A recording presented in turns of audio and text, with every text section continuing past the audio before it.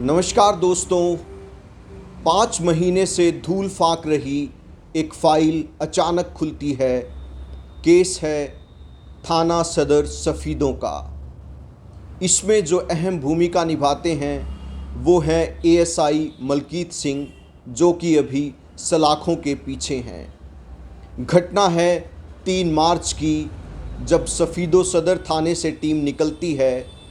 Malkit Singh ASI अपनी team के साथ गोहाना पहुंचता है पवन के पास। अब इस स्टोरी का थोड़ा मैं बैकग्राउंड आपको समझा देता हूं। पवन जो है वो एक तांत्रिक है, जो कि किराए पर एक मुर्गी फार्म चलाता है। डिडवाड़ा गांव के 6 लोग शिकायत करते हैं सफ़ीदों सदर थाने के अंदर कि उनके पैसे दुगने करने को लेकर लाखों रुपए उनसे ऐंठे गए हैं पवन के द्वारा और कुछ साथियों के द्वारा। 5 महीने तक मामला जो है वो लंबित पड़ा रहता है। शिकायत जो कि तो जो है वो बनी रहती है, कोई कार्यवाही नहीं होती, कोई एफआईआर नहीं होती। अगर इसको देखा जाए तो ये सीआरपीसी 41A का हनन भी आप इसको कह सकते हैं कि इसके दौरान आप अगर इस तरीके से पहुंचते हैं एएसआई, कोई भी पुलिसकर्मी, तो उसको कोई राइट नहीं होता। उसको इससे पहले जो है उसके पास जो है समन भेजना होता है, तभी वो जो है जिसके एलिगेशन जिसके अगेंस्ट में लगाए गए हैं उसको गिरफ़्तार आप कर सकते हैं। लेकिन बिना किसी एविडेंस के जो टीम है वो वहाँ पर पहुँचती है। अब जांच में ये भी निकल कर आया है कि वो जांच के लिए, जैसे कि थाना प्रभारी कृष्ण सिंह जी ने हमें बताया कि जांच के लिए उनको वहाँ पर भेजा गया था। अब वो जांच के लिए अगर एएसआई वहाँ पर पहुँचता है तो क्या कहा सुनी जो है पवन के और उसके बीच में हुई कि अचानक उसको रिवॉल्वर निकालनी पड़ी और उसने उसके कंधे पर फायर कर दिया, जो कि मामला बहुत गंभीर है। सिविल ड्रेस में ही उसे वहाँ पर क्यों पहुँचना पड़ा, और तुरंत प्रभाव से गोहाना सदर थाने के अंदर जो है इस केस को रजिस्टर्ड कर लिया गया है। आज जो है एएसआई मलकीत सिंह सलाखों के पीछे है, उसको 1 दिन के रिमांड पर लिया गया है। इसमें कई चीज़ें निकल कर आती हैं दोस्तों कि एएसआई मलकीत सिंह की ऐसी क्या मजबूरी थी कि उसको रिवॉल्वर वहाँ पर निकालनी पड़ी। पवन के साथ उसकी क्या कहा सुनी हुई। 5 महीने के बाद ही मलकीत सिंह को क्या याद आती है कि अचानक वो वहाँ पर पहुँचता है। अफसरों की क्या गाइडलाइंस रहती है जिसके चलते उन्होंने इस तरीके का जो स्टेप है वो उठाया है।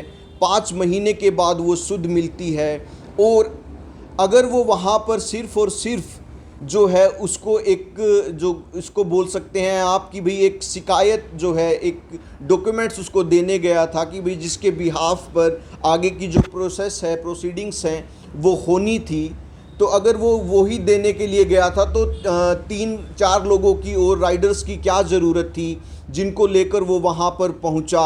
और अगर उसको वो समन ही वहाँ पर देना था तो समन देने के दौरान ही ऐसी क्या बात हो गई कि उसको अचानक उस पर गोली चलानी जो है वो वहाँ पर पड़ गई।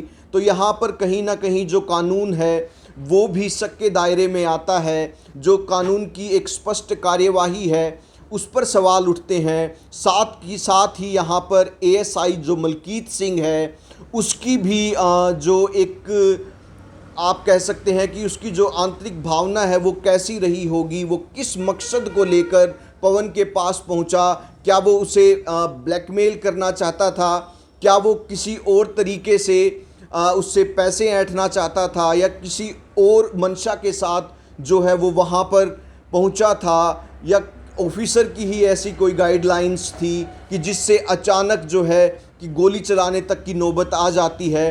तो हमने इस बारे में डीएसपी साहब से भी बात की, साधु राम जी से, तो देखते हैं वो क्या कहते हैं वीडियो में। जी सदर थाने का, जिसमें एक शिकायत 5 महीने से थाने में पड़ी है डी फाइल में, लेकिन उसमें बगैर एफआईआर किया जांच वहाँ हुआना जैसे कि फायर किया गया आपके मुलाजिम द्वारा, क्या जो इकोनॉमिक ऑफेंस की कोई कंप्लेंट आती है तो उसमें पहले जांच की जाती है, बाद में एफआईआर की जाती है। तो ये पैसे इनका पैसे का लेन देन और पैसे डबल करने का और धोखाधड़ी का मामला था। इसमें आमतौर पर जो आती है इकोनॉमिक ऑफेंस की सीधा उसमें एफआईआर नहीं होती, पहले इंक्वायरी होती है। तो इंक्वायरी में उनको नोटिस दिए गए थे पहले, जो नहीं मिले थे। उस दिन वो नोटिस देने के लिए गए थे और वो घटनाक्रम ऐसा हुआ, अगर पुलिस द्वारा उस पर गोली चलाई गई, वो पुलिस ने गलती की है, उसमें वो गलती का खामियाजा जिसने गलत किया है वो भुगतेगा। सर 4 मुलाजिम और साथ में थे, क्या पुलिस प्रशासन उन पर कोई कार्रवाई करेगा? नहीं, 4 मुलाजिम तो रेड पे थे, वो तो बाकी साथ में जिसने गलती करी है सजा उसी को मिलेगी। आपके मुलाजिम के साथ में आपकी बात भी होगी, किस प्रकार के वहाँ पर रोष हुआ हो गाँव वालों का, किस प्रकार से घटना उन्होंने बताइए। हमारे तो पूछताछ में हमने उन्हें बताया था कि इनने मेरे साथ पहले हाथापाई करी है, एकदम रिवॉल्वर छीनने की कोशिश करी है, मैंने रिवॉल्वर संभाला है, इतनी देर में ये कूद गया और उस समय मेरे से गोली चली है। क्या उस आरोपी पर पहले भी कोई मामला दर्ज है जिसको गिरफ्तार? उस पर हमारे यहाँ रिकॉर्ड में तो नहीं है, पर सुनने में है भी उनके खिलाफ कंप्लेंट वगैरह पहले वहाँ थाना में है, पर हमारे यहाँ कोई ऐसा एफआईआर उस पर दर्ज नहीं है। 2016 में 37 लाख करोड़ का मामला दर्ज है सदर थाना में। वो पुराना मामला है, करंट में तो ये एक एप्लीकेशन है हमारे पास, करंट में सिर्फ एप्लीकेशन थी। जब ये गोलीकांड हुआ सर, क्या उच्च अधिकारियों को उस टीम ने अवगत कराया? उसी समय जो हमें इतला मिली, हमारा एसएचओ भी वहाँ गए, हम भी गए, उधर से जो एसपी सोनीपत थे, एएसपी मैडम थी वहाँ, वो भी मौके पर आई, इंस्पेक्टर भी आए, सारे आए, सब ने अपनी छानबीन करी, जिसने गोली चलाई। छानबीन में किस तरह के पहलू सामने नजर आए? यही बात आई भी, दरखास्त पे गए थे और उनकी आपस में कमरे के अंदर कोई बात हुई है, वो छीना छपटी हुई है, क्या हुई है, फिर वो बाहर आ गए, वो भागने लगे, उन्हें गोली चलाई है। क्या ऐसे में फायर करने की अनुमति देता है? नहीं, फायर करने की अनुमति देते तो एफआईआर क्यों दर्ज होती? गलती करी है तब एफआईआर हुई है। सर देखो, यहाँ से तो रवानगी हुई अपनी, लेकिन वहाँ की पुलिस से मेरी बात हुई तो रुआने वाले से वो कह रहे कि वहाँ से लोकल पुलिस की सहायता नहीं लेगी। नहीं, बिल्कुल थाने में गए हैं, रपट दर्ज है थाने में, वहाँ सदर थाने में रपट दर्ज है। किन दायरों के अंतर्गत ये मुकदमा दर्ज किया गया?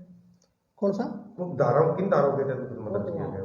वहाँ वाला वो 307 34 आईपीसी और 2559 आर्म्स एक्ट में मुकदमा दर्ज किया गया है। अगर वहाँ से पैचअप हो जाता है किसी की कारणों से, क्या पुलिस प्रशासन को उसके खिलाफ कोई जांच का ठिकाना पड़ेगा? नहीं, जांच उसकी होगी, वो अलग विषय, कोर्ट में उसको सजा हुआ होगा, राजीनामा हो जाता, वो चीज़ अलग है, और पुलिस अपनी जांच करेगी। पुलिस की जांच में अगर दोषी पाया तो अदालत की कार्रवाई अलग है, पुलिस की जो डिपार्टमेंट इंक्वायरी है वो अलग चलेगी। और जो एप्लीकेशन सर थाने में है, इस पे क्या उक्त दायरे के खिलाफ केस दर्ज किया जाएगा? फिलहाल उसकी जांच होने के बाद अगर उस पर आरोप सिद्ध हुए तो एफआईआर हो जाएगी। जांच के लिए ही बुलाया गया था, वो जांच में शामिल हो जाएगा तो दोनों पक्षों में शामिल जांच करेंगे, बयान लिखेंगे, बयान के आधार पे अगर जुर्म बढ़ेगा तो एफआईआर दर्ज होगी।